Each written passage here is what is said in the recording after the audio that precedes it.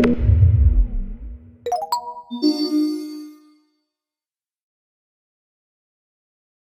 hello, everybody. Super happy to see so many of you here. Yeah, Sean has already introduced myself a little bit. So my name is Christian. I'm a research scientist here at the Institute for Systems Biology, and I will be the one guiding you through the course materials today. And we will be talking about amplicon sequencing data analysis with Qiime 2. And just to kind of introduce a little bit, what will be happening is that we'll have the course, which will be 2 parts today, and that will be followed by a really cool talk today. So yeah, we have a pretty full and super cool program, so I'm excited to go through that. So before we actually start, let's talk a little bit about how this talk is organized. You should have received already a link to the slides in the email, and you can also see it on the Slack channel, but here's also the link if you want to open them now. They're basically a web page, so feel free to open them on any device that kind of has like a white screen, can be your computer, phone, your fridge, if it has a screen, whatever you have available. But that will help you to kind of go along. The slides will also have the links to everything that you will need during the course. So it's like a good starting point to have them somewhere, and feel free to, go back and review slides as you see fit. So the course has kind of like a 3-tiered approach. So there's like 3 parts to it. One is the presentation that you're seeing right now. We'll use that mostly to, give some explanation, some logic, some references, everything that you kind of need to kind of understand the material. But we also have a very practical part. We'll be, diving pretty deep into analyzing a few microbiome samples from the human gut. And that will be done in the collaboratory notebook. So you don't need to install anything. You actually just need a browser. In this case, Google will basically front us all the computing power that we need to run through the data analysis. And you also see like some visualizations and more materials in there. And then the third part of it, and like kind of the most fun parts of that course, is like that we have a support and Q&A chat that is kind of coupled to the course. So that's like hosted on Slack. And in the Zoom chat, you already see the link to kind of join the Slack channel. So that's kind of how we will ask questions. And yeah, we will not be monitoring the Zoom chat. So please ask all your questions on the Slack chat if you have any. And the channel for the course is called course-2022. There's also a link in the general channel when you join on Slack. So that will be basically your main resource if you have any question or doubts or just want to discuss anything about the course, or also if you have technical issues, if you can't see something on Zoom because I didn't share the screen correctly or anything else, then just let us know. And I actually am looking at a whole bunch of TAs here that are here to help, so they will be like pretty helpful in that as well.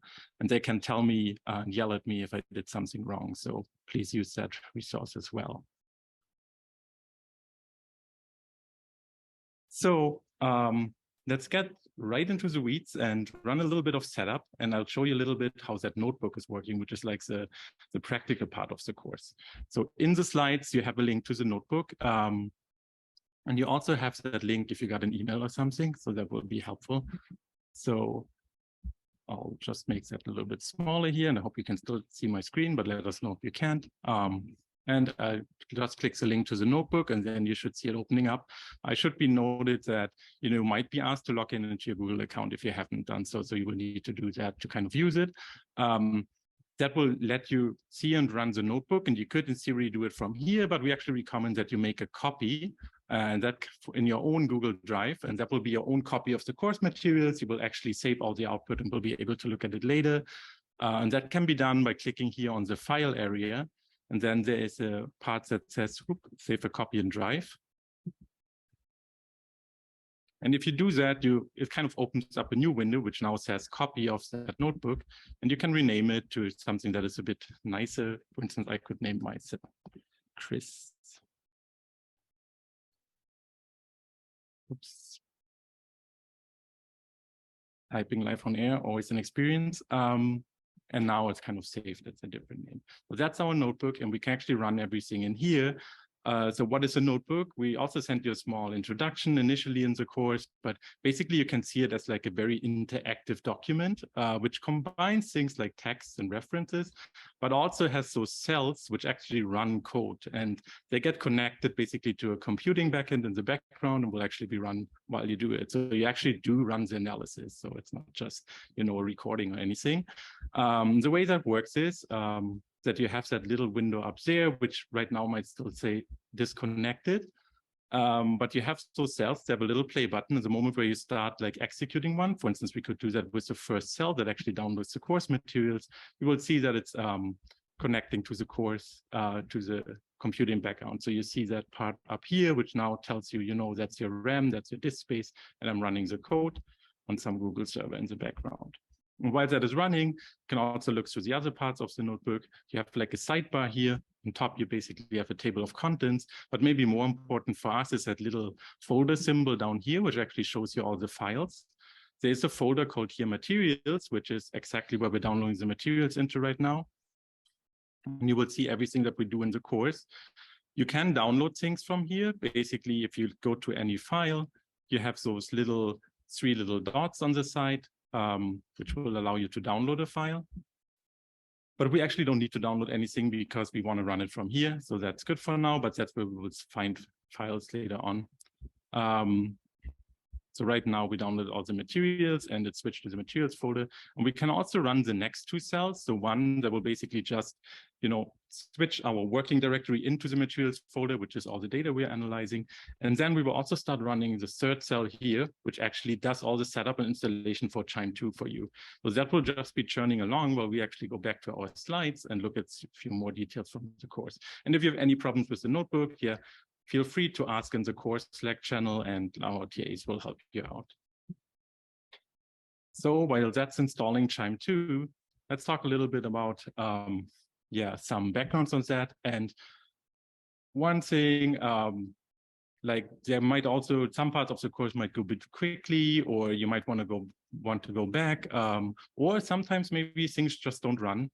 So if you step away too long from the notebook, sometimes it resets. But don't panic, it's all good. Actually, all the output we generate can also pound in like in the treasure chest folder at the course GitHub. So even if you, for instance, for some reason you can't really participate and run the notebook right now, don't worry about it. If you want to look at any files that we generate, like the visualizations, you can always go to the GitHub later on and just download that generated file. They're all there. So there is that backup in case anything goes wrong. So that's all good. And maybe let's talk a little bit about the human gut microbiome, because that's what we want to analyze today. And I'm pretty sure most of you know a lot about it already, but just to give like a small motivation about it.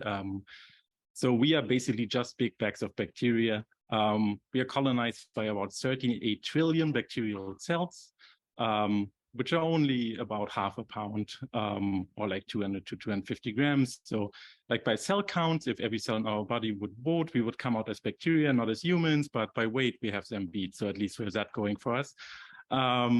The microbiome is important for many reasons. A lot of the foods that we eat goes through our gut and passes by the bacteria, which are extremely well adapted to breaking down food components that we are not good at breaking down many times.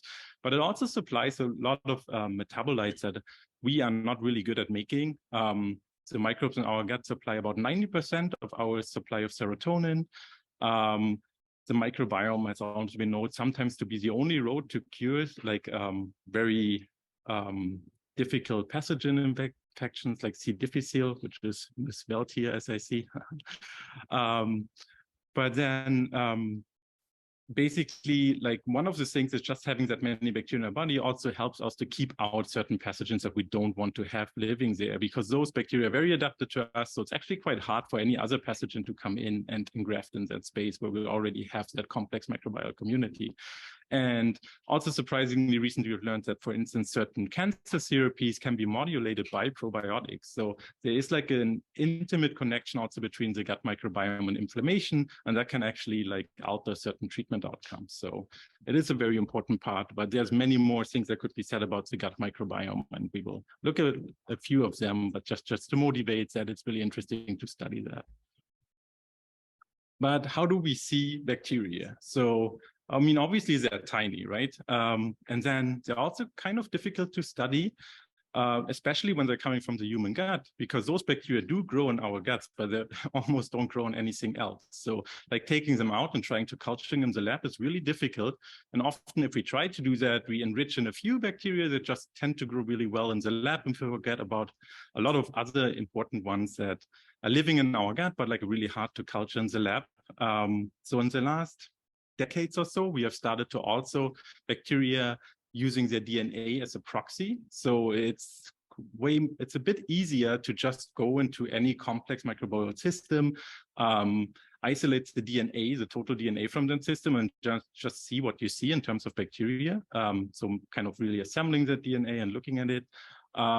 And thus, like a large part of microbiome research those days involves analyzing sequencing data, actually. So we don't really necessarily look at the actual bacteria anymore, but we're only looking at the DNA coming from it. We're trying to conclude a little bit of, what's going on in the biology from there, which has obviously disadvantages and advantages. One is we don't really see the organism anymore, but just the DNA, but also has the advantage that we can kind of see things that are really hard to observe otherwise, because we might not be able to culture them easily, or they will be de-enriched by certain laboratory techniques. So, okay, so basically what we're looking at is sequencing data, but what can we use to analyze sequencing data? Because it's not really like just a random string of DNA doesn't really tell us much per se. We kind of have to transform it into something that we can actually, analyze and see certain insights from. And what we'll be using is Qiime, pronounced like wind chime, was created around the 2010s during the Human Microbiome project, which was kind of like one of the larger projects trying to map out the microbes in the human gut. And that was under the leadership of Greg Caparaso and Rob Knight, who is probably really well known for being one of the founders of the microbiome field. And was basically, observing in the Human Microbiome project that, there's certain analysis steps that are pretty specific. And it was also kind of challenging because you have all those DNAs coming from a lot of different organisms at once in a single sample. There was a lot of practices and good practices you kind of had to go through to get like reasonable data out of that. So they kind of tried to couple that up into that kind of software package collection, Qiime, that should make it accessible to a lot of researchers all over the world. So what is Qiime? Well, it stands for Quantitative Insights into Microbial Ecology. And officially, it's a powerful, extensible, decentralized microbiome analysis package with a focus on data processing and analysis transparency. In more practical terms, it's essentially a set of comments that is like bundled that you can use to transfer microbiome data, like sequencing data, into intermediate outputs and visualizations. Its most common use is via the command line, but there are also other interfaces to it. Though there's like a web-based interface, and it's also integrated into the Galaxy framework, which is sometimes used for analysis, which kind of gives you like a more decentralized computing infrastructure. But in most basic way, it's a set of comments you can run on your data and generate like intermediate data, and then finally also generate visualizations. So Qiime 2 was introduced in 2016 and improves upon Qiime 1. So basically, Qiime 1 was used a lot by a lot of people. Basically was one of the first kind of really maintained software packages, large ones to kind of analyze microbiome data that was kind of accessible also. But there was a lot of like user experiences that kind of went into designing Qiime 2. Like one thing was kind of making sure, so one thing with Qiime 1 was that it would just generate the output files, and it was usually really hard to tell where those files came from, what parameters were used to generate them. And then there was also that question of like, is it feasible? Can I plug in certain data types into like a certain type of analysis? For instance, if I normalize my data a certain way, is it still feasible to do that statistical analysis on that? So they actually have something which is called the semantic type system, which can actually check if your input is valid for the particular type of analysis, kind of really ensuring that what you're doing is kind of, best practices and compatible with what the field is saying. There's an extendable plugin system, so it's quite feasible to write a plugin for Qiime 2 if you have any new methods that you want other people to be able to use. And there's multiple user interfaces, like I mentioned, which some of them are still a little bit in progress. I think one of the strongest aspects of Qiime 2 is actually the community around it.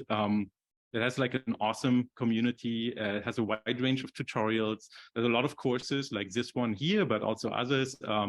Has a really good documentation, and like one of the superpowers I think of Qiime 2 also has a really good user forum that is super accessible, friendly. There's a lot of people that are kind of looking through that and can help you. So I would definitely recommend you to use those resources if you ever like get into the weeds of the Qiime 2 analysis for your own data.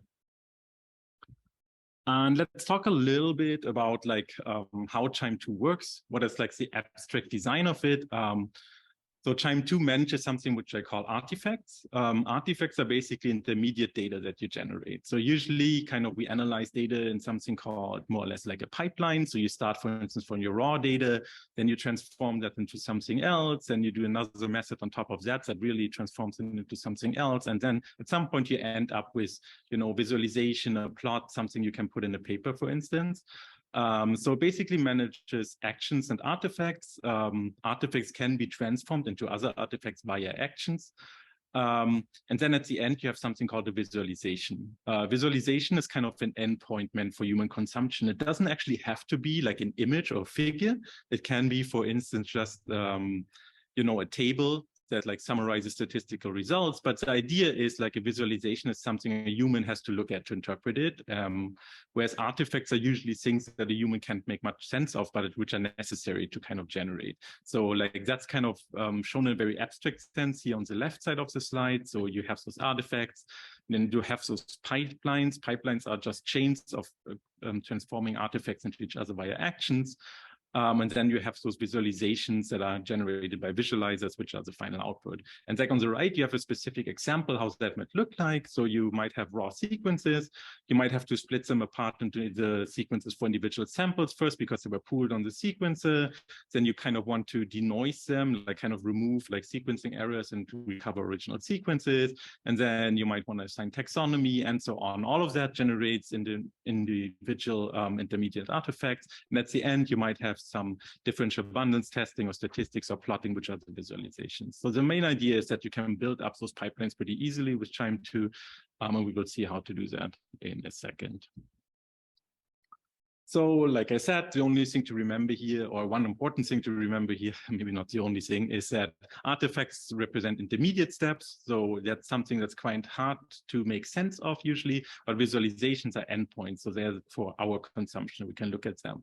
And maybe, you know, because that looks really abstract and we will generate some weird sounding files that end in like QZA or QZV, but those are all just zip files. The main idea of Qiime 2 is also that the data generates can actually still be understood and used later on, even if Qiime 2 would suddenly cease to be, which is not going to happen. But like those things are not like something that only Qiime 2 can work with.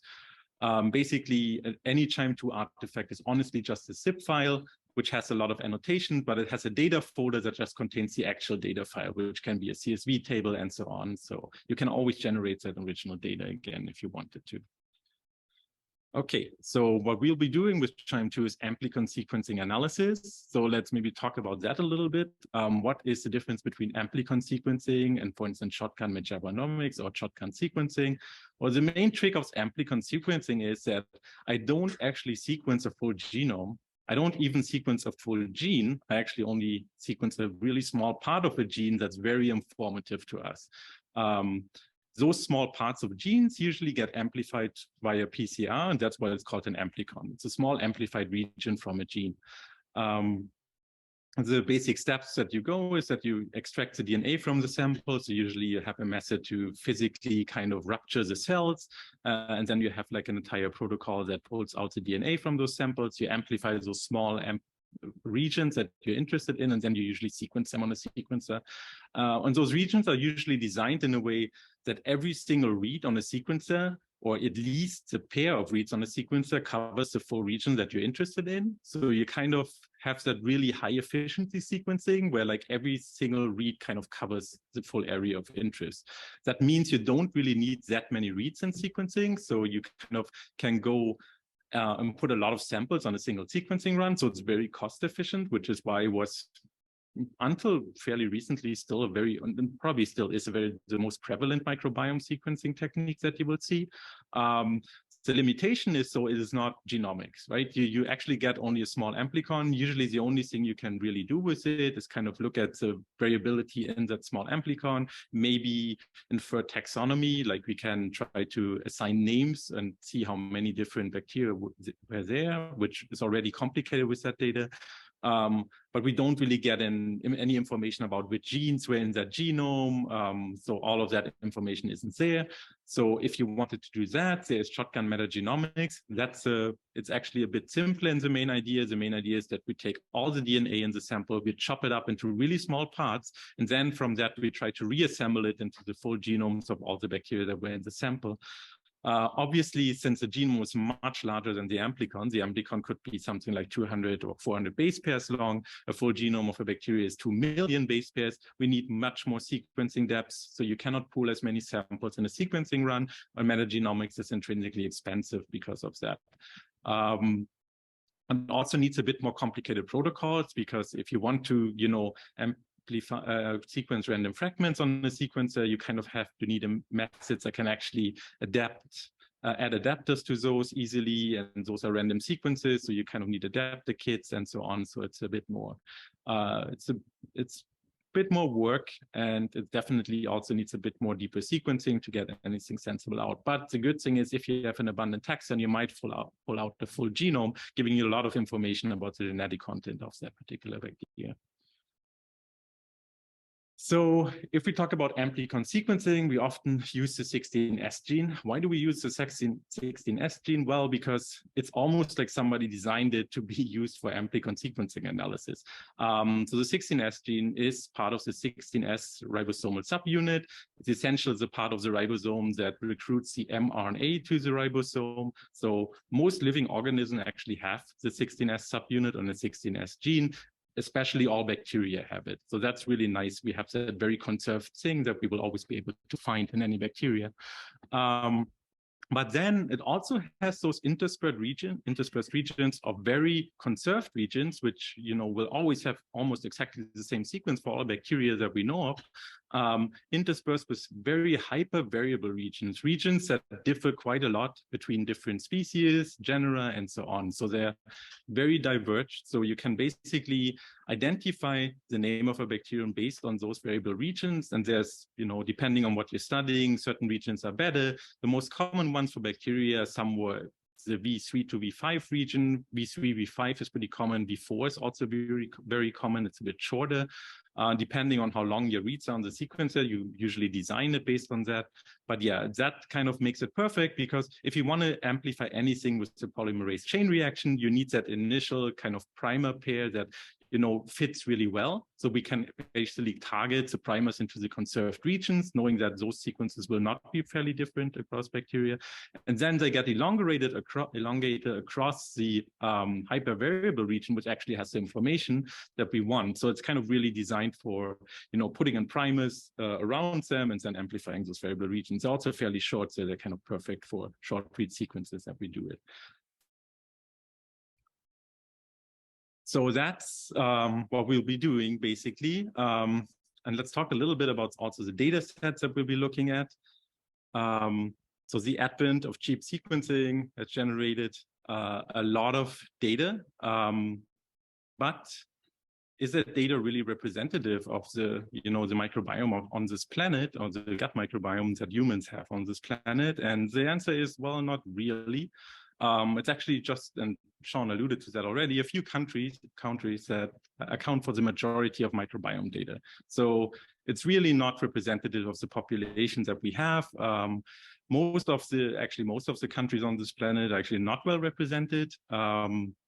And there's a lot of reasons for that, and a lot of biases. So one of the main reasons is basically the data get generated where we have basically the financial resources, institutions, or research teams that actually studies that, which are very enriched in Northern America and Europe.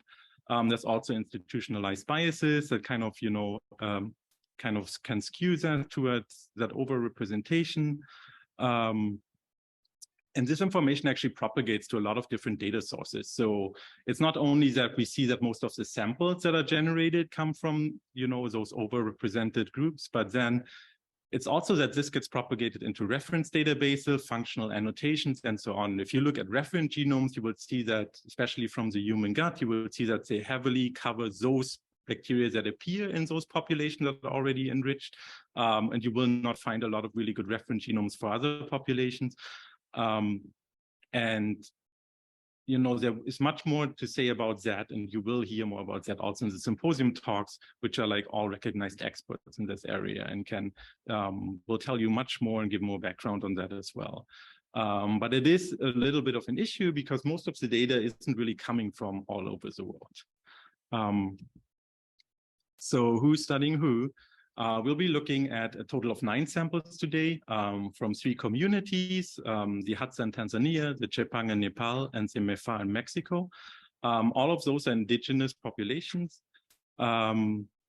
which, you know, sometimes had to adapt their lifestyle simply because they have been encroached by like modern settlements, not because they wanted to. They all have very different lifestyles, so there's a very strong there's different cultures and also lifestyles here that act in those 3 different populations. But one thing we also have to kind of account for when we talk about that is not only, you know, who is being studied, but also who is studying who. So all of those manuscripts studied indigenous or marginalized communities. None of them were necessarily led by members of the community per se. So often those studies are conducted by foreign institutions. So even though indigenous communities are studied, it does not necessarily mean that the interests of the community are represented. And as a really good like kind of guideline, Emily Whistle contributed that like awesome like infographic here.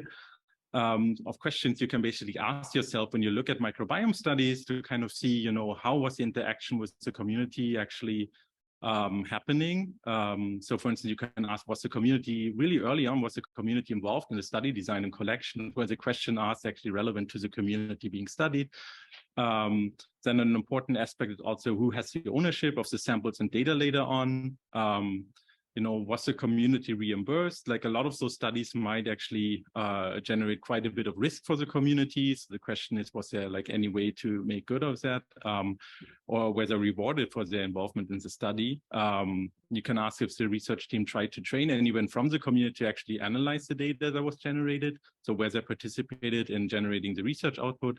And then is that reflected in the final manuscript that is put out, right? Does the community participate in writing up the results and interpreting them? And is anyone from the community also on the author team? So those are like really good questions to ask if you look at the studies. So we should be aware that there is that social context of studying marginalized communities as well, which we have to take into account. And again, there will be more about that also in the symposium, but I also want to make a small shout out to the micros and social equity working groups that was recently founded, and you can click on the link and get some more information. And I think there will also be like a speaker series in the beginning of next year, so keep your eyes peeled for that as well. And there's also some references to get some more background on that as well. So what we'll be doing today in a very broad sense. So basically, we'll be looking at the sequencing data, the raw sequencing data. The first thing we will do is we actually will trim and filter it. So we kind of look through the quality and which of the raw sequencing data is actually amenable to be analyzed further.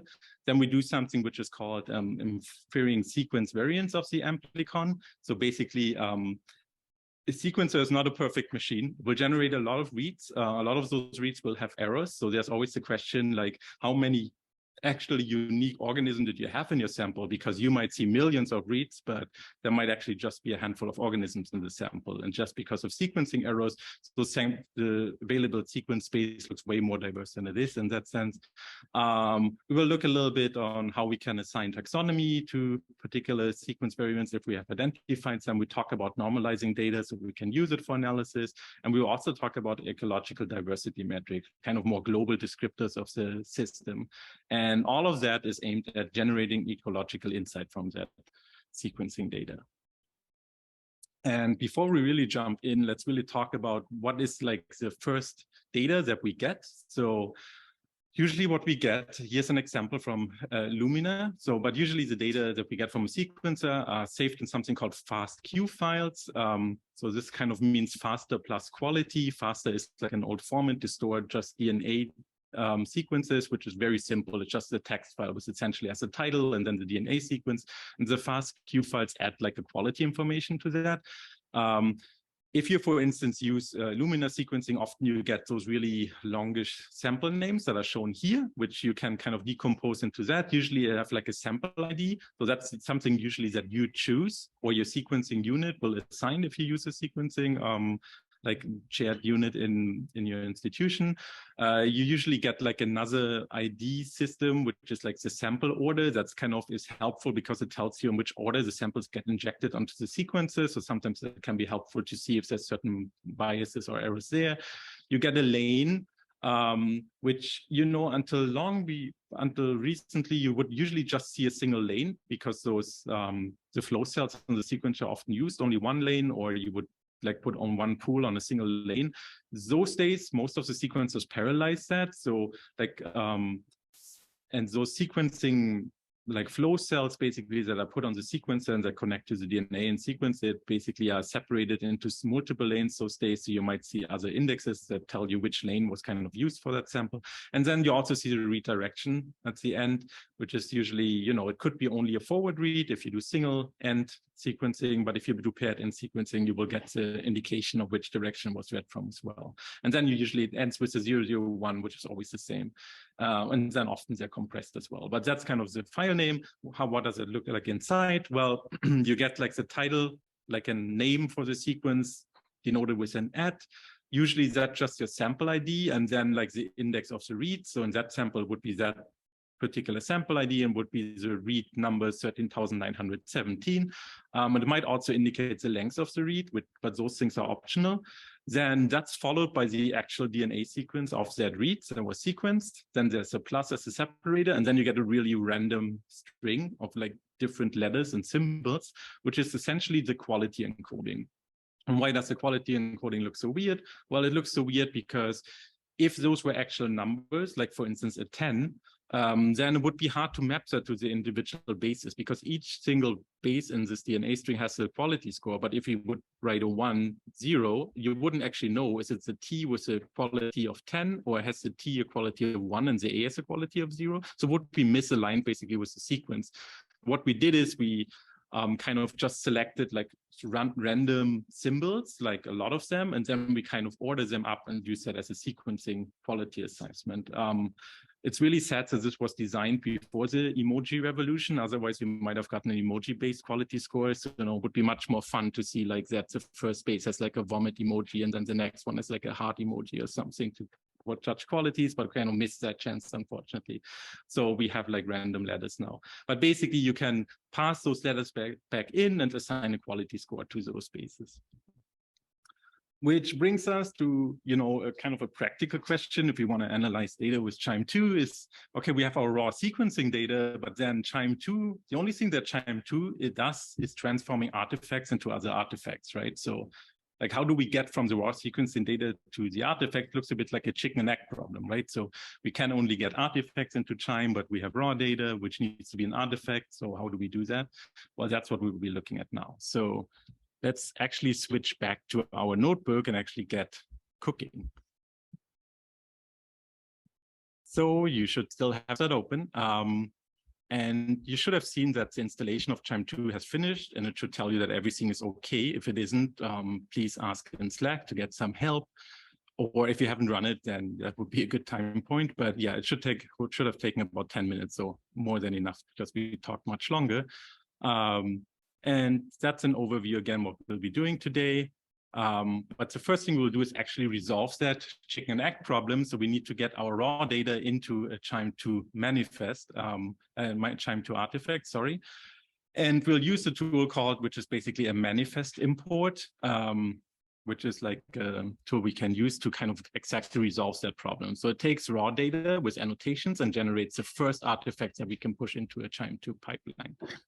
And just to give you an idea how that looks, if you look into the data folder here, you actually do see the manifest. So if you would look at that, it kind of looks like that here on the side. And it basically just maps the ID to the particular files. And the WPVD looks really cryptic, but that just means that's the current working directory. And it tells you that's in the data folder. And for instance, for the first sample, that's the forward reads, that's reverse reads. And that kind of tells Qiime how to connect those samples to sample IDs. It's actually quite practical to use that format because that manifest is pretty similar to things you often have to attach to publications.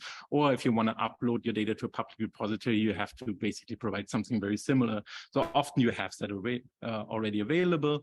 So how does like the Qiime2 comment look like?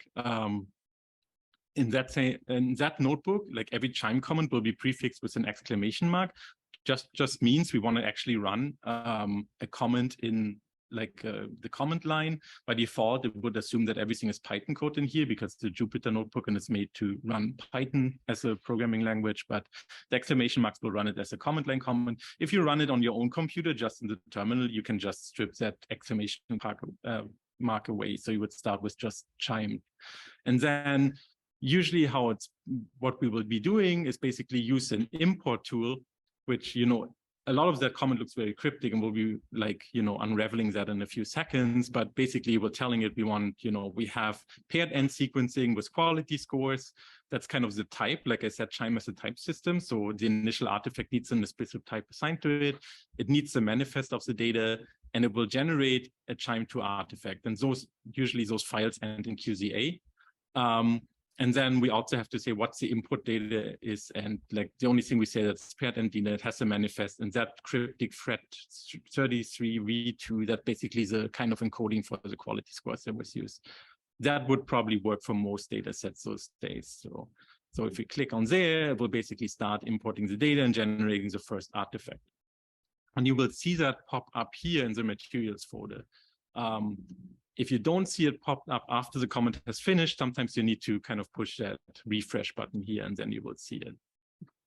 So then at this point, we have that first artifact that we can actually start plugging into Qiime. And to kind of, decompose that a little bit, how do Qiime2 comments actually look, right? They always start with Qiime and then you specify a plugin, which is like the collection of actions or tools that can be used for usually a fairly common purpose.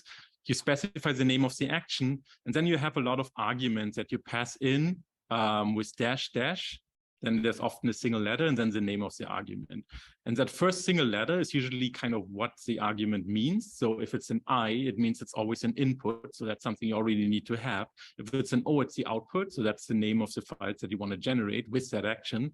If it has a P, it's a parameter. So for instance, sometimes if we do quality control or analysis later on, we want to specify certain parameters, say what's our quality threshold and so on. That gets passed in with P. And if it has an M, it's metadata. So annotations, for instance, for the samples. So if we go back to the first tool, that's what we see, right? We had Qiime, the plugin that we used was tools, the action that we used was the import action. It had a type argument, which is usually not common, but that's only for the input part. And then it has like input, output, and so on. And then we can also kind of look at another comment just to kind of drive that home. And that's like an action called summarize that comes from the dmux plugin. And then it takes as input the sequences that we just generated, and it does create our first visualization called qualities. And that will actually tell us the sequencing qualities. So we can actually pass in all the quality scores and look at what, how does our data set actually look like. So let's run this as well. And then let's look at the actual visualization. Might take a few seconds. And yep, just again, if you have any questions in the Slack channel, you will get help. So that will actually generate a file that ends in QZV. That looks pretty cryptic. So how do we actually look at it? Because it's meant for us, right? So we should be able to look at it and draw conclusions from it. And to do that, there's several ways to do it, but like maybe the easiest is there's actually a website on the Qiime website that is a viewer. So we can open that in a new tab here that looks like this. It basically just asks you for a visualization. So you could click on that and upload it from your computer. Right now, it's still stored here in our notebook environment. So what we can do is we can maybe refresh to see if it pops up. So we have that qualities QZV file here. You can click on the 3 little dots next to it, go on download. that will download that file. And then usually you can just drag it from your downloads. Oops, like that. So if the download is still open, well, actually, this is not working in my case, but let's do that again. While it's still showing up down here, you can usually drag it over here on the visualization directly, and it should open it up. If that doesn't work, just to go back, you can also click also on that large area here, then go into the downloads folder and then just look for the file and open it up. And yeah, that might look slightly different depending which operating system and browser you use, but like that second strategy always works. The first one also should work, but you might, you still need that view of the download open.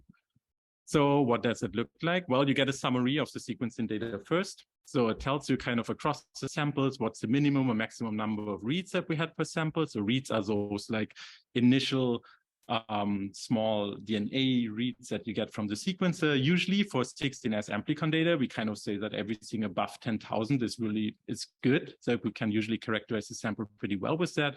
The more the better for sure, but 10,000 is perfectly fine. In that case, our minimum read number across all the samples is 11,000. So we're definitely having that. Our mean is actually like around twice that. And we have some samples that have up to, almost 200,000 reads here. But yeah, so we have like a lot of reads in the samples, so it works pretty well. You also get some summaries across the samples, what the reads are. Sorry, no, the total is 192,000. The maximum is 34,000 reads for a sample, which is perfectly fine. So you can look at that, and we kind of see the quality overview here. Maybe more interesting, though, is to click on that little tab here, which has interactive quality plot, which actually tells you the quality across the read. So in this case, the total read length was somewhere between 150 base pairs and 250 base pairs for most samples. So you see it going up to 250 base pairs. And what that basically shows you is for every read position in the forward and reverse reads, you kind of see the quality score. So what does it actually mean? We have quality scores here from 0 to 40. Higher is better, but it is actually in logarithmic scale. So there's kind of rule of thumb, like initially, like put up by Illumina. So if the quality is 10, that means that you have an error rate of around 10%, which is pretty high. So that means 10% of all the bases that you see in the read would be kind of random errors in sequencing, which would be a pretty high fraction. But then if you go from 10 to 20, 20 actually only means a 1% error. So you kind of get like an order of magnitude less errors or more accuracy. If you go from 20 to 30, you have 0.1% errors, and 40 is 0.01% errors. So that's really, really small. Actually, with 0.01% errors, you would actually expect that, most of the reads are actually perfectly error-free, which is not really true, but that's kind of like a guideline. So usually, like if you see something above 30, that's really good. Above 20 is still kind of usable, but you don't want to dip it kind of in the 10 region. And we do see that, we see kind of, that's a pretty typical distribution. We see the qualities decline towards the end of the read. That's kind of like a consequence of the physical limitations on the sequences. So it gets a little bit less accurate at the end. You also see a dip in the beginning. It's not necessarily like really lower quality, it's just that those quality scores kind of take also the previous bases into account, and that doesn't really happen at the beginning of the read, so that influences it a little bit. And you often also see much worse qualities for the reverse read, so that's pretty common as well. So we kind of maybe want to trim that a little bit, cut off a little bit from the reads, from the 3' ends of that read to kind of keep the quality high. So usually here we could be fairly permissive about the forward read. Maybe 250 would be a good cutoff, and then we would be a bit more strict because we do see that, the last few bases in the reverse reads are basically complete nonsense. So they're kind of like random sequences. They have nothing to do with what's actually sequenced. So we would be more aggressive here, maybe cutting off at 200 or even earlier. But one thing also important to check out is this. You get like a length summary at the end that tells you, how long were your reads actually. And you do see that even though we have many samples where the read length is indeed 250 nucleotides. There's also a bunch of samples in there which only reads of 150 nucleotides. You will usually not see that in your own sequencing runs. It's more like in that course data, since we kind of combine different data sets. But that kind of limits it. So because there is like one surprising thing later on, if we tell Qiime 2 that we want to trim a read at 250 base pairs, you might expect that if my read is only 150 base pairs long, nothing will happen to it and gets passed along in the analysis. But that's not what happens. It actually gets thrown out, because trimming at 240 means the read has to be at least 240 base pairs long. So we will actually be trimming a bit more aggressively at 150 nucleotides for the reverse and the forward, which kind of cuts it off into really high quality areas. So it will still be fine, but that's like something specific to the course data. Usually you use the quality profile to guide your cutoffs. You try to find a cutoff where you approximately above 20 maybe. But that was, already pretty informative. First look at our data. And maybe one thing to show you as well, that you have those extra annotations. So you actually get the citations for the methods that were used. And you get that provenance, like I said. So every single thing generated by Qiime has a full history of how it was generated. So you see here, that's the visualizations that we did. And then before that, you actually see also our import that told us which files were used, which files were imported, and so on, and what was the machine that ran it and things like that. For later files, those things will look pretty large. So you have the full pipeline basically like still encoded here. So from any single file in Qiime, you can always reconstruct the entire history that was taken, which is nice, because even if you have nothing else later on than this file, you will be able to see what's going on. Okay, I'll be going back to the main page of the viewer here. If you closed it, you can also reopen it with the link later on. You can use that to look at other visualizations. Okay, so that was the first look at the data. We got our data imported. We looked at the qualities and kind of know where we want to cut off the reads for the quality filtering. And we will jump to one of the larger parts of the analysis, which is called denoising. And we will talk about that in a second. The only thing we will do now is we'll start doing that process because it takes a little bit to run. It's a somewhat complex algorithm. But just to understand like what we will have to put in, so it's that is like a plugin called Data2, and we will talk about that in a second. It has an action called denoised paired. So we want to denoise the data, and we have paired end data. So that's the action we want to take. Our input is again the sequencings that we imported initially, so our sequencing data. And now we already decided that we want to truncate the forward lengths at 150 base pairs and also the reverse length. So that's what we're doing here. That's basically so we can use all the samples that we had. And we will also use two CPUs here to just make it a little bit faster. We specify an output directory. So the Data2 denoise paired action actually doesn't output only a single artifact, it outputs a bunch of artifacts. So we will save them in a directory called Data2, and we use the verbose option, so it actually tells us what's doing. So we can run this will start running here, and it will take like a little bit, which gives us ample time to jump back into the presentation and go ahead with the explanations here. Okay, perfect. So we ran our first comments and we brought out the big guns now with Data2, which actually does quite a lot, like a large chunk of our analysis. So it will filter and trim the reads. I can kind of also throw out like sequencing reads that have like globally very low quality. It will find the most likely original sequence in the samples, ASVs, and we'll be looking at what that means in a second. It will remove chimeras. Again, we'll be looking at that in a second. And it will actually count the abundances of each of those variants. So we'll basically kind of try to decompose that into individual 16S amplicon sequences that were in the original samples and tell us how much of each of those sequences were actually present in the sample.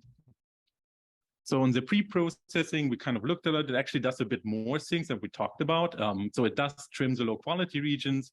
It removes also reads with low average quality. It also removes reads with ambiguous bases. Sometimes the sequencer might not even be able to call a base, and it might just put an N instead of like a CGT.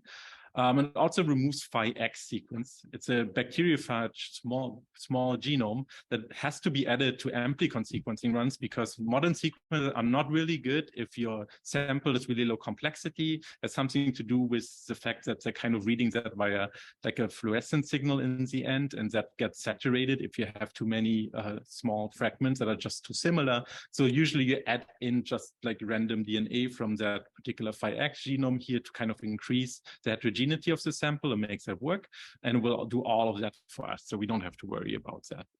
And then what are those ASVs? Well, those ASVs are called amplicon sequence variants. And it's actually what we, supposedly had in our original sample, right? So when we amplified those regions with PCRs, we had, for each specific 16S gene, we get like a single sequence out of it. But like I said, what happens in the sequencer is that it sometimes makes errors. So basically, like a single sequence in the original sample might generate a lot of reads that look slightly different. And that happens to like every single unique DNA sequence that we had in the sample. So it's a bit of a chicken and egg problem yet again, because, if I kind of would know like how often that happens, I might be able to kind of deconvolve it into the original sequences, but I don't. If I knew which was the original sequences in the sample, it would be fairly easy to map which are, just read versions of it with errors, because I would see that they're really similar, but they have maybe just a single base error. So that kind of chicken egg problem in bioinformatics often gets resolved with something called the expectation maximization algorithm that kind of especially deals with that kind of problem. So you kind of have like groups, but you actually don't know which of your data points belong to the group. And you have like an error model, which you also don't know. So basically it kind of does like a back and forth thing where it first kind of assigns things to random groups, then fits an error model, then uses that error model to assign them into new groups more consistent with that model, then recalculates the error model, and at some point it converges and you get like the real signal out of it. And what does an error model actually mean here? Well, the error profile means that, based on the quality score, we might actually have very different probabilities of seeing a certain transition. So for high quality, we might see, that's a probability of certain transitions is kind of not the same.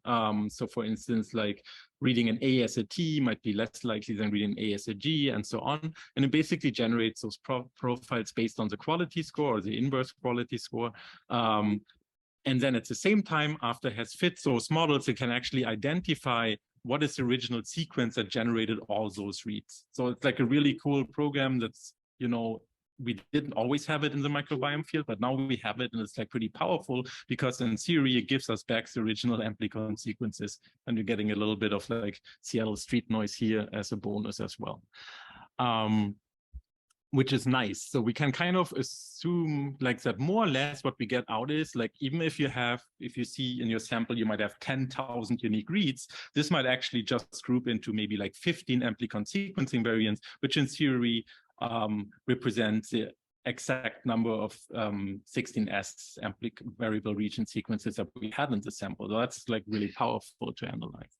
And then one thing we should also, like again, and that's kind of like owed to the fact that we're kind of amplifying extremely similar regions. So like I said, there's a very conserved region, the 16S gene, that we attach a primer to, but that also means that, most of the sequences that we kind of want to amplify here are very similar. So mispriming is really common in polymerase chain reactions. So essentially, when it kind of does that extension where the primer attaches and it starts kind of elongating the read, it sometimes aborts the extension, can be because, the cycle ended or the enzyme fell off and so on. The problem is that those like partial reads often, are a big part of the conserved region of the 16S amplicon. So it's really easy to have mispriming. So a completely different 16S sequence goes to it, then gets elongated again, and you get something called a chimera. So it's basically a single region that is actually a hybrid between two variable regions.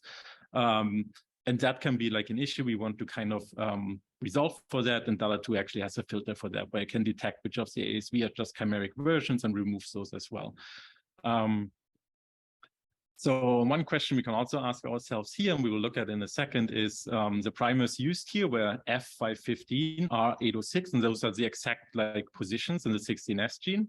So how long is the amplified fragment really? And, do our reads still cover it completely, right? That's like a question we might ask. So we get from that like a table containing the counts for each ASV in each sample. We also have a list of the exact sequences where you covered. So what could we do with those two data sets, right? What quantities might we be interested in? Yeah, and feel free to post some ideas in the Slack channels. There's definitely some, very low-hanging fruit, but also like some other question we can ask about it. And one thing that we could look at, even if we don't yet have like taxonomic annotations, is just, well, how do the organisms in our samples relate to one another, right? Because we now kind of have that idea that every single amplicon that we read is kind of related to a single organism. So if we get 15 amplicons, like, I mean, sometimes an organism can have several 16S genes, which makes it a bit more complicated, but like more or less like rule of thumb, they're kind of relating to a single organism. So if we compare them, we can actually also see how many of the organisms in our sample of the microbes are actually very similar to one another, or some very, phylogenetically distant ones. And to do that, we can build a tree. So we can now kind of take all the ASVs that we get from our samples and align them into a phylogenetic tree, which are usually built from multiple sequence alignments. And there's a lot more that can be said about that. But just as a basic idea, how would we map out, for instance, evolutionary distance between sequences? The main idea is, well, I'll talk a little bit slower. Is that we take multiple sequence alignments, we align all the sequences to each other, and then we will sometimes see that, two of the sequence might only differ in a single nucleotide, or there might be, differ in a lot of the nucleotides, which is kind of related to, evolutionary distance, like when have they diverged. So we can use that as a similarity measure on a tree. And we can visualize that as well. We will look at that in a second. So let's maybe go back to the notebook and have a look. So our data to pipeline ran, it took about 7 minutes in my case, should be pretty similar for you. It basically did exactly what it said. It learned the error rates, and then it denoised the sample, removed chimeras, and so on, and wrote the output. So now we have that data2 folder with a whole bunch of artifacts in here, one of which actually contains the actual sequences of the amplicons that we recovered. Then a table that also quantifies how abundant each it is, and some denoising stats as well. If that didn't run, then we could also have used that comment here. That will do nothing if you would run it now, so you don't need to run it if your comment worked, but that would basically just take the version from the treasure chest. And one question I asked is basically, do we actually cover the full amplicon? The question was like, if our, full amplicon has a length of around 290 base pairs, which is, implied by the 550 in forward and 806 reverse position, because one thing that data2 also does is merging the amplicons after it has denoised them. It also merges them into the full amplicon. But that only works if the reads actually cover the full amplicon. So usually in sequencing, it's always designed that you have like an overlap. So it should, in theory, cover the full region, and you have that overlap so you can basically join those reads together at the end. But the thing is, we do quality trimming, right, which takes off some of the 3' end. And if you do that too aggressively, sometimes you get those cases here where there's no overlap anymore, and you're not able to merge in back to the full amplicon. And you will actually get really no output from data2, like it will tell you that nothing is there. So we usually want to make sure that we still have a little bit of overlap. It doesn't have to be as long as in the original sequencing, but it has to be maintained. Luckily, the B4 region isn't that long. With 250 base per reads, you would basically cover it almost with any single read. But the pair would have massive overlap of more than 100 bases. But since we cut them down to 150 base pairs, we still have enough overlap, like around 10 nucleotides, and that's enough to merge them back together. But you can also adjust that overlap parameter, how much overlap you need at minimum to merge them back together with the data2 pipeline in case you have very little or a lot of it. And we talked about the chimeric data. One thing we can do is just double checking that, what happened to the reads as they pass through the data2 pipeline. There might be cases where we actually see a lot of them being lost as being chimeric, for instance. Maybe they couldn't be merged because, the quality on the 3' end was so bad that it couldn't actually identify, like merge it back together into the amplicon and so on. So a good check is, do we still maintain most of our data after all those quality checks and transformations and so on? And we can use like an action called tabulate that takes those statistics that we get from data2 and generates a visualization, which in this case is not an image, but just a table. So we can go through that and generate that new visualization also in the data2 folder. So it will kind of appear in here as a force file in a second. And we will have a short look at that And you can also investigate a little bit further if you want. So same strategy, I download it. I go to the Qiime 2 viewer, and then I pull it over, drag and drop it over here. And what it will tell you is exactly for each of the samples that we had, it will tell us how many sequences do we have as input, how many reads did we have. Then after quality filtering, what was left? What's the percentage? And we see that, you know, the quality was really good in those sequencing.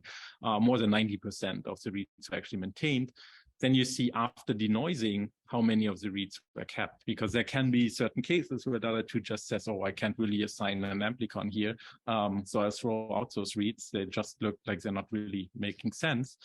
But again, that keeps the majority of reads here. And then after merging, that might drop a little bit. Like I said, if that overhang isn't enough or it's really low quality, they might not be able to be merged. And we do see some drop here, but still more than 80% are maintained, and that's fairly normal. There's always some reads which have like some errors in the 3' end, or you read into an adapter or something like that, and they can't be merged well. There's a lot of things that can go wrong when like those small fragments get sequenced, so you do lose a little bit here. And then you see like what is the final read number after removing all those chimeric sequences, which drops it maybe another 5 to 10% here. It might go as high as 10, 20, 30%.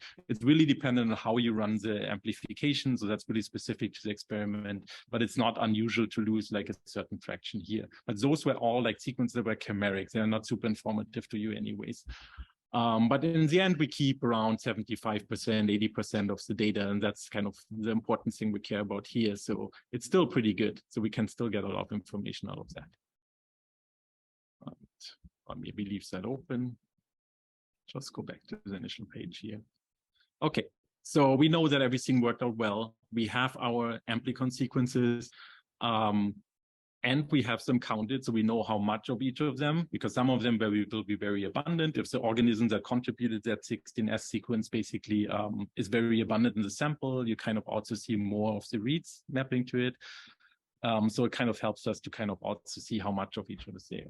And then, as we said, like one thing we can look at is how similar those are.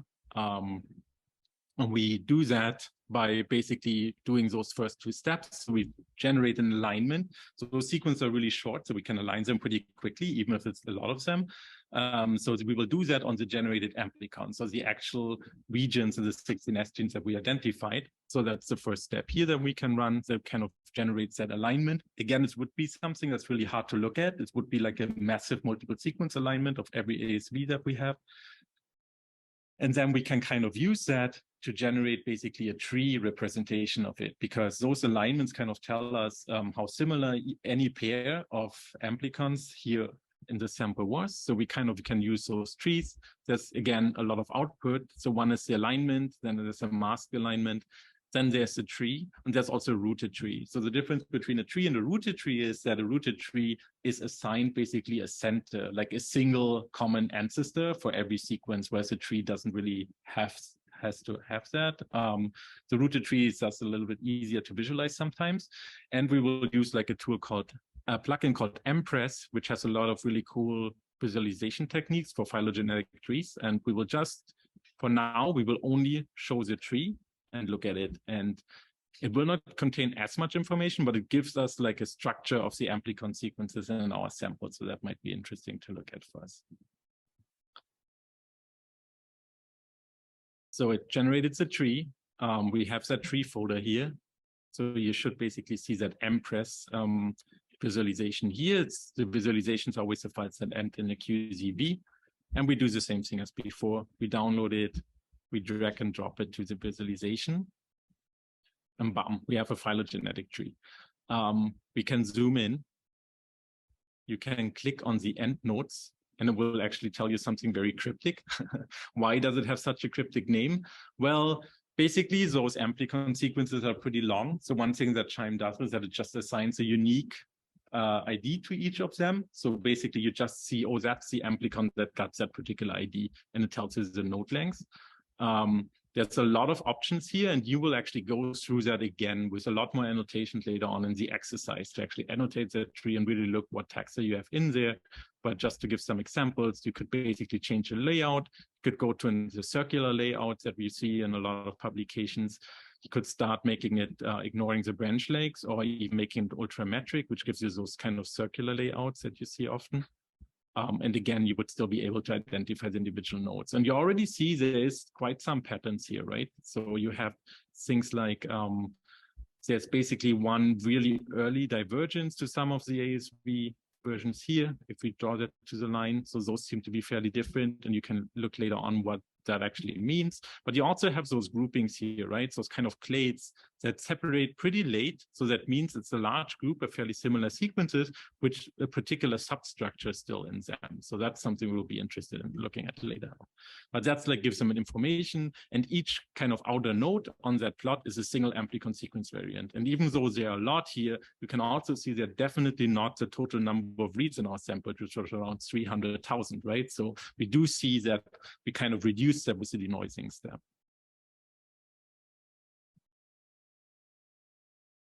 I'll be going back to the main page. Again, if you close that tab by accident, you can always reopen it, no problem.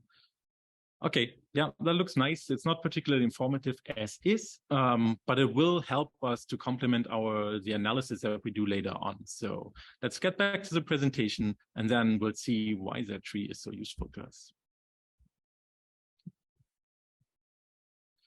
So it is useful for a type of analysis called ecological diversity analysis, and ecological diversity analysis uses ecological diversity metrics. So the main idea is it's still fairly hard. We have all those different amplicons in each sample, right? But we kind of want to start maybe getting some descriptors of the ecosystem that each of those samples represent in kind of terms that we can kind of look at and actually interpret. And that is basically done with ecological diversity metrics.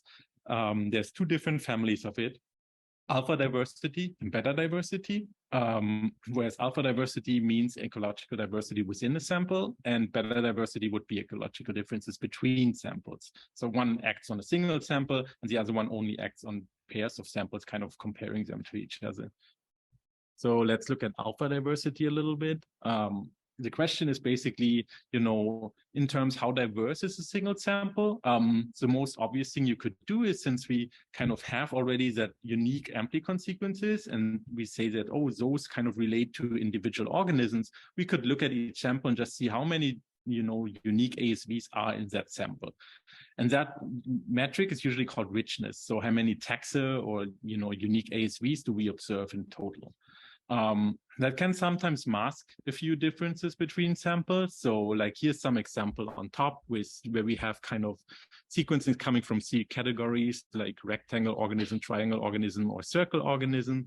So we have one that is, has kind of 3 different ones in here, but then the second sample here also has 3 different organisms. If we talk about richness, those 2 examples are exactly the same, right? They all include 3 different organisms. But the structure is different by far, right? We do see that in the first sample, they're all kind of equi-abundant. So they're very, the abundances are kind of very uniformly distributed, whereas in the second sample, it's still dominated by that circle organism when we don't really have a lot of the other organisms. So we kind of maybe want to introduce that as well. If you would kind of only base it on abundances, then it would be called evenness. So how evenly are abundances distributed across taxa? So those 2 samples would have very different evenness. And then kind of what is used most commonly are kind of mixtures. So those are mixtures that take both into account. One is the Shannon index and one is the Simpson's index. So the Shannon index is probably the most commonly used one measure of alpha diversity. It's a bit hard to interpret because it's actually kind of derived from entropy or information theory measures. But one thing you can interpret the Shannon, it's basically a score that goes from 0 to almost infinitely high. Even though you don't see it infinitely high, you see something up to 8, maybe 0 to 8. But then a higher Shannon index means a higher level of being surprised if your system would be random and you just take out things. So if you think of your ecological system as a random bag of organisms, and you grab into that bag and just see what you pull out every time. So for instance, in that kind of last case here, where we have a single organism, is basically no diversity present, right? The first time you would grab into that bag, pull out that circle organism here, The second time you pull out the circle organism, well, the third time you would not be surprised to see another circle organism, right? Because that's the only thing you have been pulling out of that bag or ecosystem up to now. Whereas in the first one, every time you grab into that ecosystem bag, you would pull out a different organism, always being fairly surprised at what you found. So basically that would mean that would get a really low Shannon index here. And the first case would get a really high Shannon index. And then the third case, well, even though there are 3 different organisms, it's kind of a mixture. So I might be surprised if I'm lucky enough to pull out one of the triangle or rectangle organisms here, but most of the time I still pull out circle organisms. So we'll get kind of an intermediate score on the Shannon scale. So that's kind of an interpretation of the Shannon index. The other thing that we might ask is, what if we want to compare statistics, compare alpha diversity? So for instance, maybe we have groups of samples that we want to compare to each other. Well, the nice thing about that, like for instance, the Shannon index, well, it's a single value for each sample. So you can use basically anything that would usually use if you want to compare a single measurement across samples, right? So you can use, for instance, a t-test or Mann-Whitney U-test, things like that will all still be working. So it's a bit more tractable since you don't have those complex things anymore, like, all of those amplicon sequences, what with their unique sequences and counts, you kind of reduce it to a single number per sample that kind of quantifies that alpha diversity measure and can be compared, which is nice, but it's really hard to interpret what that actually means, and we will discuss that a little bit later. And the second measure is like beta diversity. And that is more like, how different are 2 or more samples or donors or sites from one another. So basically, I have several samples and I want to kind of compare to each other. And, how would we do that on a global scale? Again, it kind of depends. So for instance, in the first example, that might look fairly similar, right? We don't only see similar organisms in both samples, but the abundances of the organisms are somewhat related to each other. At least we have 1 triangle in each sample, even though we do have like, different numbers of the circle and rectangle organisms here, but it's somewhat similar. We could also compare samples where we might have no overlap in organisms. So one sample doesn't even share a single organism with another sample, so that we would call really different. There is a bit of a catch here. And one thing is that even though the organisms are different, they might still be very related to one another, right? So you might see that, for instance, well, those don't really share an organism, like the strains, bacterial strains, for instance, are completely exclusive to each sample here, but then maybe we do see that the triangle and circle strain are extremely related to each other. So they're like evolutionary speaking, very similar. So should we take that into account or not?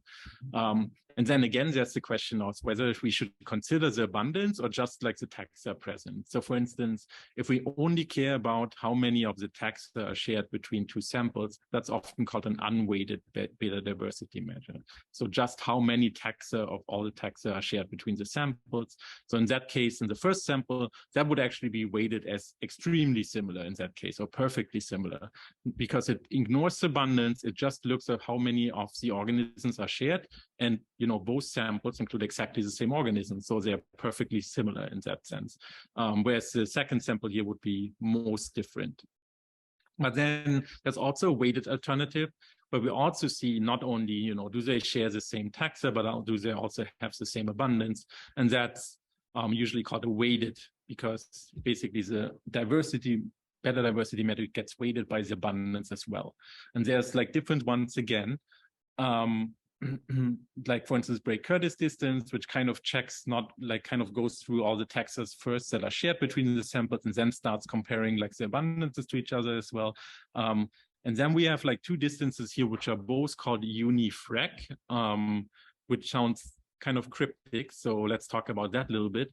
Unifrac distances kind of resolves that issue that we had before when we were saying, well, we kind of want to take the phylogenetic similarity of those samples into account as well. And how do they do that? Well, they kind of do it with those trees that we just looked at. So that's why we kind of needed to generate them. And the main idea is kind of, instead of just labeling the tips by the ASVs, the amplicon sequencing variants, I can label them actually by the sample that particular sequence variant came from. And if I do that, I get kind of those bi-labeled trees here for every two combinations of samples. So I have those tips, which kind of indicate from which samples they came from. And what I can basically start counting is I can go up this tree and kind of check how far can I actually go from any node before I get to an internal node that kind of crosses those sample boundaries. So for instance, in that case, this node is exclusive for that sample, and then the pink node is specific for the pink sample. I can go up one level, but then I already encounter my first node that kind of diverges, right? Where we have like two samples in here. Whereas, for instance, if we have a phylogenetic tree where basically phylogeny is perfectly aligned to the sample structure, basically all the sequences from a single sample are more similar to one another than they are from any other sequence from the other sample, then we get a tree like here on the right. And I can basically walk up the tree to the root node without ever encountering really a node that kind of diverges up. The root node is the first one that actually groups samples from, ASPs from different samples. So that length of how far I can walk up that tree, that's kind of what Unifrac uses to quantify how similar, phylogenetically, maybe ASVs or samples are. And basically just counts the length of those kind of divergent or unshared branches and just divides it with the total branch length of the tree. And then we kind of know that in the first sample, that's a fairly small very small distance. So that means small distance means very similar. In the second example, that would be basically a distance of 1. It means they're very different. And the weighted Unifrac, the only thing it does is that it also weighs those branch lengths by the abundance. But that's like a good way to also integrate that phylogenetic information and then kind of maps that. So that's what we needed to generate that tree, because that gives us also a better estimate when we want to calculate better diversity later on. And why do we actually care about beta diversity? What can we do with it? Because beta diversity is still a very complex data type, right? So for every pair of samples, you will kind of get that measure that just tells you how similar they were, right? So that's kind of still hard to quantify and hard to compare. So what we kind of can do with it is something we actually do a lot, because there is, it's a distance matrix between pairs of things. There is actually, a very common data types that we all kind of deal with almost on a daily basis, which are just, distances on just geographic distances, right? Whenever you want to look where to go, you kind of, take that into account, because you kind of need to know how long it would take you to go somewhere. So here's an example. If we, for instance, would take 3 cities and we have that distance matrix, how do we represent it commonly? Well, we draw a map, right? That's what we look at if we want to intuitively grasp distances. And it actually, there's an extra step to it, because those distances, if we take it in real physical distance, there's a lot of aspects to it, right? It's not only what's the, direct airline between 2 cities, but it might be, what streets can I take? That might actually be longer, the street distance. There might be a height difference, just because one of the cities is maybe very high up the mountain and another one isn't. So it's kind of a multi-dimensional distance, it's at least acting in 3 spatial dimensions, but there's also other dimensions, maybe as roads and so on to it. But what I can do is I can reduce that maybe to 2 dimensions, which is similarly a map. But the same as a normal geographical map, there's several projections that we can do, and that might still give us information, right? So we do know that, for instance, for the world maps, there's several projections that kind of try to do it. None of them are perfect, because exactly the real world isn't a 2-dimensional system, right? But yeah, we do use those simpler projections to kind of get to that step and to kind of simplify it for us. So really similar, that's exactly something we can do. And that's actually a perfect example of a principal coordinate analysis. So a principal coordinate analysis is exactly that. Take a really complex distance matrix and then represent it in low dimensions, usually 2 dimensions or 3, that kind of are still very consistent with the distances. So basically, if we look at the map of those cities, the distances we kind of perceive from this map line up very well with kind of that distance maps that we had initially, which kind of means it's a consistent map. And that's what we're looking for. We're looking for a representation which is very good and usually the best under certain assumptions, and kind of like preserving those original distances in that like kind of reduced space. But similar to a map, there are certain things that are not really conserved. So I can take the world map and I can just turn it upside down, and all the distances between cities will still be fine, right? And that's the same. So every time we run this principal coordinate analysis, we might see like rotated versions of the same information, but the distances of each point will always be consistent. And then, and maybe like the last discussion point for that first part, is like, how do we do statistics on that? Because that's way more complicated, right? We kind of looked through that better diversity metrics and distances of things, and that's kind of complex to do.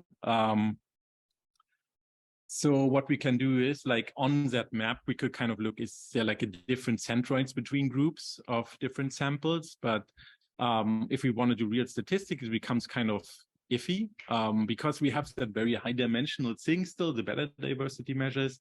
And we want to maybe fit it into, you know, normal regression models or something. So how do we do that? Well, there's certain levels to it. You might all have heard of analysis of variance models and ANOVA models. So basically, there's a question is, you know, does the particular grouping that we imply in our samples kind of explain a lot of the variance in the data?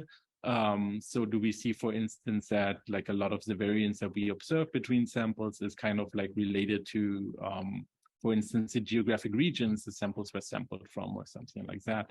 But then if we do that for better diversity, it becomes more complicated because it's not a single number that we regress against. It's like actually what is called a multivariate ANOVA, because we get, you know, for every single sample, we have those comparisons with any other sample, which would still be fine.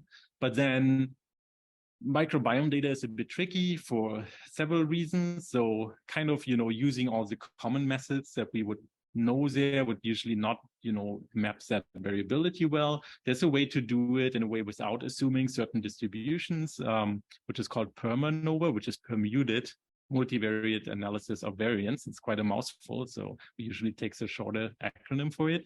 And the main idea is basically, we have our better diversity measure. We have the real groupings of our samples. For instance, we know which geographic regions the samples came from, or which communities the same samples came from. What we can do is we can scramble that assignment, like on purpose, randomly. So we kind of take that and scramble the assignment of the geographic region the sample came from, for instance. We can do that quite a bit of times, depending on, you know, how many samples we have. That explodes quite quickly into possible permutations we can do. Usually we cut it off at the maximum number of permutations, maybe 10,000 scrambled versions. And for each of them, you can also run like a regression model, just kind of look at, you know, what you get out of it. So you kind of can fit the model, and you can extract something which is usually goodness of fit, like an F value. An F value would kind of tell you like how much more variance are you kind of explaining, more or less, like it's related to that at least. And we have a real F value that comes from our correct assignment of geographic regions to samples. And we have those scrambled F values that come from a permuted version. And we can compare them basically, right? So that scrambled F values are kind of our background signal. Those are the F values that we would expect if our group is basically completely kind of randomly assigned to the samples. So it's kind of non-informative. And we can kind of compare that our real F value, and that can even be used to calculate a P value. And it's nice because we kind of keep a lot of the structure of the data, because still using exactly the same better diversity matrix for each of those regressions. We're still using kind of the same like prevalence of like groups. So you would, you know, if you have 100 samples from one geographic region, 10 from another, that's still conserved even in the scrambled regressions, but the assignments are just scrambled. So you conserve a lot of the structure of it, and that tends to work out really well, like to kind of test. And you can use that to kind of see, oh, is there like some kind of a, you know, a notable difference between the better diversity metrics if we start like comparing certain groupings of the data. And that can also be used to correct for certain things and see, to pull that information out. And with that, I would actually think, since that has been quite a bit of talking from my side, Before we actually go and really run the diversity analysis in the notebook, this is a good point to take a short break. We're kind of very close to what we had original in the calendar, so we can kind of go into the break a little bit earlier, and maybe I can also add in a little bit of a quick Q&A session if some of the TAs, this was like a topic that popped up repeatedly on the Slack channel. I know that I went over certain things pretty fast to kind of keep in time. So yeah, if there's some unclarities, now is a good time to ask. There were some questions about what does it mean to read count, read depth, coverage. So we got to go as yes, maybe some discussion of that. Yeah, let's go back to those slides. So like just to rephrase the question, because I'm not sure who could be here, there were some questions about differences between things like read counts, read depths, and coverage. So a read, like I said, is that single thing that a sequencer generates, which is a single readout from that sequence. But we have many copies of every single sequence in the sample, like because since we amplify it, we get like a massive amount of copies on any of those sequences, and the sequencer might actually also sequence through certain copies a lot more. So basically that's the example here. If I have a single sequence and it generates a lot of reads, this number is called the read count. So how many of the reads assigned to that sequence. And then later, if we do the grouping in data 2, it might actually, collapse even more, right? Because we see that, a lot of reads actually came from the same amplicon sequencing variant. And the read count is just that. It just means how many reads in the original sample were actually stemming from that one amplicon sequence. So it might tell you that this amplicon 1 had like 1,000 reads assigned to it, and amplicon 2 only had 100 reads assigned to it, and so on. So that would be reads and read counts. The coverage usually describes, that's more informative probably for metagenomics or shotgun metagenomics. The coverage is kind of that profile that you see here. So since you randomly fragment the genome, you might see that certain areas of the genome actually get more reads assigned to it than other regions, just randomly. You might just have like a bit more sequencing on one part of the genome than on another. There's also other reasons that can happen. But like kind of the coverage would be, if you map that out across the genome, that profile, like how many reads map to each position of the genome, you get kind of like, a plot that kind of looks like that, which has like valleys and peaks, and that's often called the coverage profile. So it tells you how often was each of the nucleotides in the genome actually hit by sequencing, and that might be, fairly high in some regions and lower in others. If you collapse that, if you just take, for the full genome, on average, how often was every single nucleotide hit on, just in the mean value, which is a single number, then you get the read depths. So that tells you like how deeply you sequence, and that's often expressed as something at like 10x or 1x. So 10x would mean every single nucleotide in the original genome was at least hit 10 times by sequencing reads. So like you kind of have almost a guarantee that every part of the genome was kind of covered pretty well. For metagenomics, you see massive variations there, because it depends heavily on how abundant that organism is. Like very abundant organisms will have massive read depths. So you might see like 10, 20, 100x.